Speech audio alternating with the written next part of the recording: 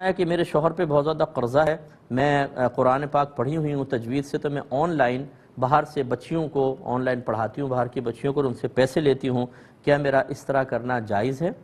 بہن بالکل جائز ہے، اس میں کون سی ناجائز چیز ہے؟ اگر آپ کے ذہن میں یہ ہے کہ میں قرآن پڑھا کر اس کی اجرت لے رہی ہوں تو یہ قرآن کی اجرت لینا ناجائز ہے، یہ بھی نہیں ہے، آپ بالکل اجرت لے سکتی ہیں۔ معلم کی اجرت کو فقہا نے بالکل جائز قرار دیا ہے، اور اس پر یہ فتویٰ دینا کہ جو معلم اجرت لے گا اس کو ثواب نہیں ملے گا، تو خدا را ایسا یہ فتاویٰ نہ جاری کریں۔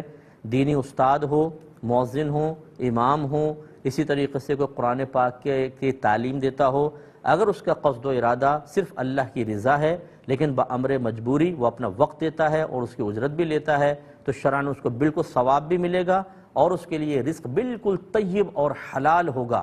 جو یہ کہے کہ اس پہ ثواب مرتب نہیں ہوگا، وہ سمجھ لیں کہ ایک معاشرے میں بگاڑ پیدا کرے گا، کیونکہ ہزاروں استاد ایسے ہیں۔ اب آپ اگر یہ کہیں کہ آپ کو ثواب ہی نہیں ملے گا پڑھانے کا، تو اس کا مطلب ہے کہ جو بچے دین کی طرف آنا چاہتے ہیں وہ یہ سوچیں گے کہ اگر ہم آ کر ہم بھی اس طرح استاد بن کے پڑھائیں گے، ذریعہ معاش کو اختیار کر نہیں سکیں گے، اور اس کے پڑھانے کا تو پھر ثواب بھی نہیں ملے گا کیونکہ اس کے ہم تنخواہ لے رہے ہوں گے، تو پھر اس راستے کو چھوڑ ہی دو، دوسرے راستے پہ چلے جاؤ۔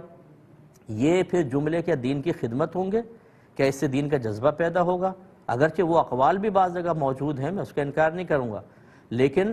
صحیح قول یہ ہیں۔ حضرت عمر فاروق رضی اللہ تعالیٰ عنہ مجاہدین کو سیلریز دیتے تھے، جب آپ خاص طور پہ امیر المومنین بنے آپ نے ڈبل سیلریز کر دیں، اور فرمایا کرپشن کو روکنے کا بہترین طریقہ یہ ہے۔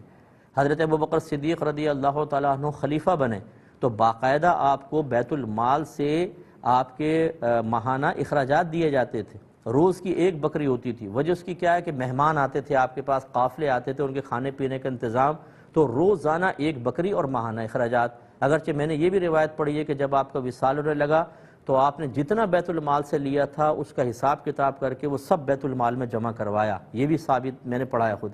لیکن بہرحال لیا تو صحیح، تو کیا ان کو ثواب نہیں ملے گا کسی بھی چیز کا؟ اس طرح میرا مشورہ یہی ہے کہ یوں نہ کریں، ویسے لوگ دین کی طرف مائل نہیں ہو رہے، اور ہم قریت کے وہ مسائل نکال کے لوگوں کے سامنے بیان کریں جس سے ان کی دل آزاریاں ہوں، جن سے وہ پیچھے ہٹیں، جن سے ینگ جنریشن قریب آتے ہوئے 10 دفعہ کانوں کو ہاتھ لگائے اور وہ کہیں کہ سارے جو مولوی حضرات ہیں چونکہ یہ دنیاوی مال اس کے ذریعے حاصل کر رہے ہیں تو ان کو تو ثواب نہیں ملے گا۔ پھر اس سے آگے بڑھ کے یہ کیوں نہیں کہتے کہ ثواب تو دور کی بات، جو ایسے عمل سے جس سے اللہ تبارک و تعالیٰ کی رضا حاصل ہو سکتی ہو اس سے دنیا حاصل کرنے کا ارادہ کرے تو یہ تو حرام ہے، یہ ریا کے اندر شامل ہوتا ہے، تو یہ جہنم میں بھی جائیں گے سارے۔ اس سے بڑھ کر ایک اور قول کر لیں، جب اس میں نرمی اور آسانی رکھی ہے تو پھر اس میں بھائی جان کرنے میں کیا پرابلم ہے؟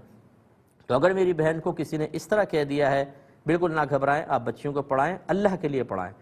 ثواب کی امید رکھیں، اللہ تعالیٰ آپ کو ثواب دے گا، باقی آپ جو اجرت لے رہی ہیں آپ تو ویسے ضرورت مند ہیں، آپ کے لیے بالکل طیب اور بالکل حلال ہے۔